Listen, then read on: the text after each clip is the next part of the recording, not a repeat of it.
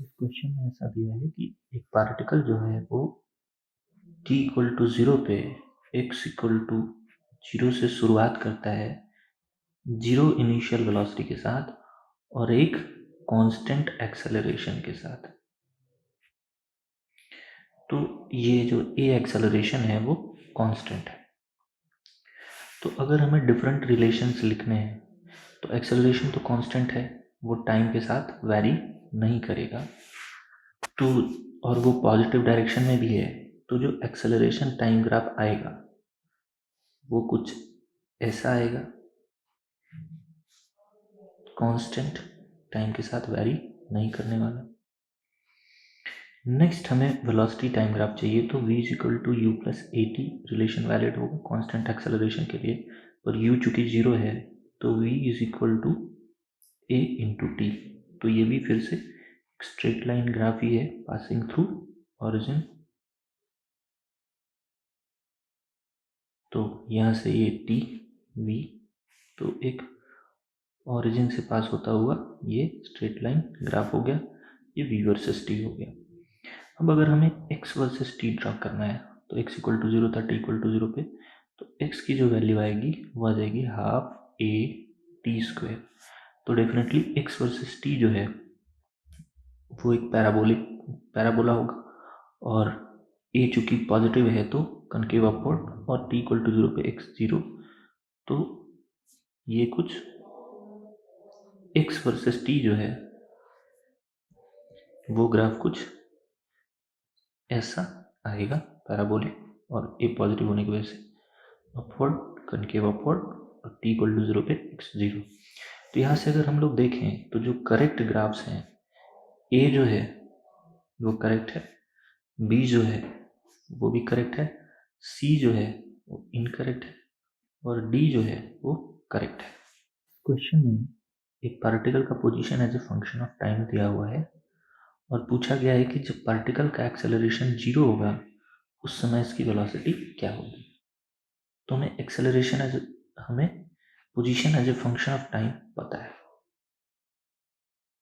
और अगर इसे हम डिफरेंशिएट करेंगे टाइम के रिस्पेक्ट में तो हमें वेलोसिटी मिल जाएगी। तो इसको डिफरेंशिएट करते हैं, तो यहाँ से जो वेलोसिटी मिलेगी a plus 2bt minus 3ct square. और अगर वेलोसिटी को डिफरेंशिएट कर दे टाइम के रिस्पेक्ट में तो एक्सेलरेशन मिल जाएगा। तो यहाँ से जो एक्सेलरेशन मिलेगा वो मिलेगा 2b माइनस 6ct। तो अब यहाँ से हम लोग वो टाइम निकाल सकते हैं जब एक्सेलरेशन 0 होगा। तो जब एक्सेलरेशन 0 है उस समय का जो ये टाइम आ रहा है वो आ जाएगा 2b अपॉन 6c यानी b अपॉन 3c। अब इस टाइम पे हमें वेलोसिटी चाहिए, तो इस टाइम को v वाले एक्सप्रेशन में सब्स्टिट्यूट कर देते हैं, तो वो बन जाएगा a plus 2b into b by 3c minus 3c into b by 3c का होल स्क्वायर। तो अगर इसमें से a plus b by 3c अगर कॉमन ले लें तो यहाँ बचेगा 2b minus 3c into b by 3c। तो ये जो v की वैल्यू है वो बन जाएगी a plus b by 3c, और यहाँ ये जो हो जाएगा वो हो जाएगा 2b माइनस बी, यानी ये हो जाएगा b, तो ये बना a plus B square by 3c। Particle का speed as a function of its position दिया हुआ है, और ये बोला गया है कि जब टाइम 0 था तो पार्टिकल ऑरिजिन पे था, यानी x की वैल्यू 0 थी। तो अगर इसी x की वैल्यू को v वाले एक्सप्रेशन में पुट कर दें तो इसका मतलब v भी जब टाइम 0 था तो 0 था। तो यहाँ से अगर v की वैल्यू b रूट x दी है तो दोनों साइड अगर टाइम के रिस्पेक्ट में डिफरेंशिएट करें तो dv बाई dt जो आ जाएगा वो आ जाएगा b into 1/2 root x dx by dt। अब जो डी बाई डी टी है वो एक्सेलरेशन है और जो D x by D T है वही वी है। तो यहाँ से हमें मिल गया a is equal to b by 2√x into v. अब v की वैल्यू अगर x के टर्म्स में सब्सटीट्यूट कर दें तो जो a की वैल्यू आ रही है वो आ जाएगी b into b√x divided by 2√x। तो ये बन जाएगा b²/2, यानी ये कांस्टेंट एक्सेलरेशन b²/2 से पार्टिकल चल रहा है।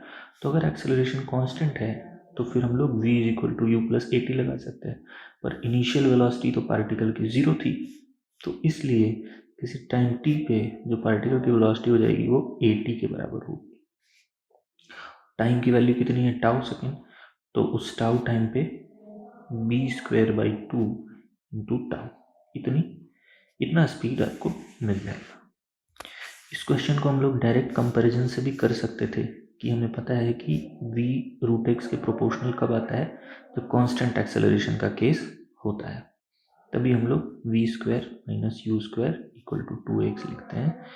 तो v का वैल्यू जो उस केस में आ जाता वो आ जाता √2ax ऐसा, और इसकी वैल्यू जो गिवन केस में दी गई है वो दी गई है b इंटू √x यानी b²x। तो यहाँ से कंपैरिजन से हमें पता चल जाएगा कि 2a की वैल्यू जो है वो b² के बराबर है, यानी a की जो वैल्यू है वो b²/2 जो कांस्टेंट एक्सेलरेशन है। और फिर यहाँ से v is equal to u plus a t लगा के और सेम रिजल्ट पे हम लोग पहुँच सकते थे। x² as a function of time दिया है, जहाँ x जो है वो डिस्टेंस कवर्ड है, और हमें एक्सेलरेशन का डिपेंडेंस बताना है x पे।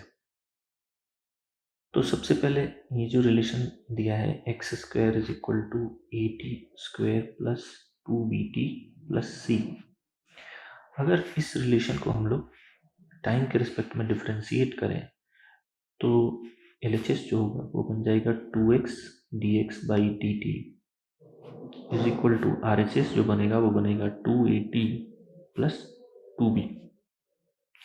अब जो dx/dt है वही क्या है, v है, तो ये जो रिलेशन बन गया ये रिलेशन बन गया 2x into v is equal to 2 into a T plus b. तो यहाँ से 2 कैंसिल हो जाएगा और जो v की वैल्यू है वो आ जाएगी a T plus b by x. अच्छा, अगर यही जो यहाँ तक हमने डिफ्रेंशिएट करके छोड़ दिया था, अगर इसको एक बार और टाइम के रिस्पेक्ट में डिफ्रेंशिएट करें, 2 कैंसिल कर लेते हैं, तो ये जो बनेगा x का डिफ्रेंशिएशन टाइम के रिस्पेक्ट में फिर से dx/dt बनेगा, तो ये बन जाएगा dx/dt का whole square plus x into dx/dt का जब फिर से टाइम के रिस्पेक्ट में डिफ्रेंशिएशन बनेगा तो वो हो जाएगा x into d2x/dt2 is equal to यहाँ टाइम 80 का टाइम के रिस्पेक्ट में एक सिर्फ बचेगा, बाकी तो ये 0 हो गया। अब जो dx/dt है वो तो v है, तो ये बन गया v² प्लस x इंटू, अब जो d2x/dt2 है वो क्या है, एक्सेलरेशन है, तो यहाँ हम लोग एक्सेलरेशन को कुछ a' से डिनोट कर लेते हैं क्योंकि small a letter already use किया हुआ है कांस्टेंट की फॉर्म में, तो a' बराबर a, यहाँ a' हमारा एक्सेलरेशन है। तो यहाँ से अगर हम लोग देखें तो x इंटू a' की जो वैल्यू आई है वो आई है a माइनस v²। a' क्या है, एक्सेलरेशन है। अब देखो हमने v ऑलरेडी कैलकुलेट कर लिया है, तो ये जो वैल्यू हो जाएगी a minus A T plus b whole square divided by x²। अब अगर इसको हम लोग फर्दर सिंप्लीफाई करें तो ये जो x इंटू a' की जो वैल्यू आएगी वो आ जाएगी ax² minus A T plus B का whole square divided by x²। अब x² की वैल्यू वहाँ से सब्स्टिट्यूट कर सकते हैं, तो वो बनेगा a into at² plus 2bt plus c minus A T plus B का whole square divided by X square. अब जब ऊपर वाले को ओपन करेंगे तो वो जो है वो सिंप्लीफाई होके और बन जाएगा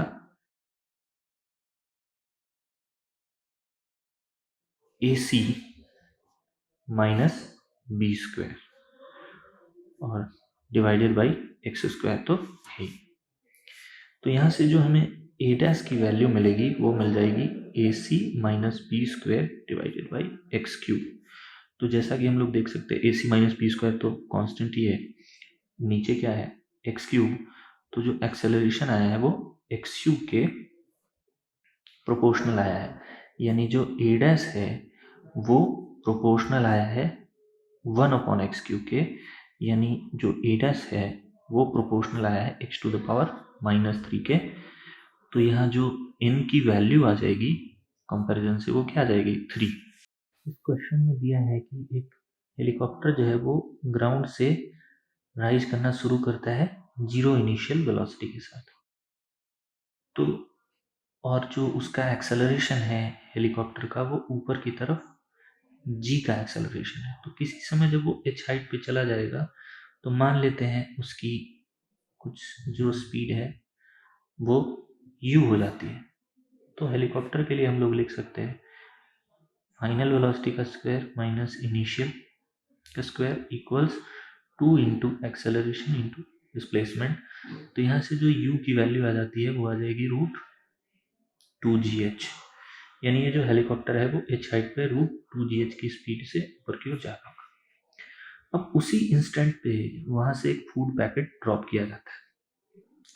तो ड्रॉप करने का मतलब उसको कोई वेलोसिटी दी नहीं गई है, तो वो वही वेलोसिटी एक्वायर कर लेगा जो वेलोसिटी हेलीकॉप्टर की है। तो यानी ये जो फूड पैकेट होगा ये ऊपर की तरफ √2gh से जाना शुरू करता है, ये इनिशियल वेलोसिटी है और ये हाइट h पे है। तो ये क्या होगा कुछ ऊपर की तरफ जाएगा और फाइनली ये नीचे आके ग्राउंड से टकराएगा। तो हमें ये टाइम बताना है कि ये कितने टाइम के बाद ये आके ग्राउंड से टकराएगा।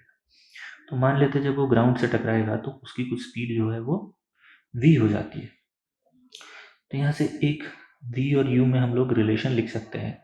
क्या रिलेशन, इसके लिए जो फूड पैकेट है इसके लिए तो नीचे की तरफ g का एक्सेलरेशन होगा, तो हम लोग क्या लिख सकते हैं v² minus u² equals 2gh। तो यहाँ से जो v² की जो वैल्यू आएगी वो आ जाएगी u² यानी 2gh प्लस 2gh। तो यानी यहाँ से जो v की वैल्यू आ गई वो आ गई √4gh। तो अब देखिए हमें इनिशियल वेलोसिटी पता है, फाइनल वेलोसिटी पता है, हमें वो टाइम निकालना है। तो मान लीजिए t टाइम लगता है, तो हम क्या लिख सकते हैं, नीचे के डायरेक्शन को पॉजिटिव ले लिया तो क्या लिखेंगे, तो हमने नीचे के डायरेक्शन को अगर पॉजिटिव लिया है तो हम लिख सकते हैं final velocity that is √4gh minus initial velocity, चूंकि वो ऊपर है तो उसको माइनस साइन के साथ, तो minus √2gh equals to acceleration जो कि नीचे की तरफ है पॉजिटिव इंटू t। तो यहाँ से जो टाइम की वैल्यू आएगी वो आ जाएगी √4gh plus √2gh divided by g, यानी √4h/g प्लस √2h/g। तो यानी √4 की वैल्यू 2 हो जाएगी, तो 2 प्लस √2 इंटू √h/g। तो √2 की वैल्यू अराउंड 1.4, तो ये 2 प्लस 1.4 यानी 3.4 इंटू √h/g।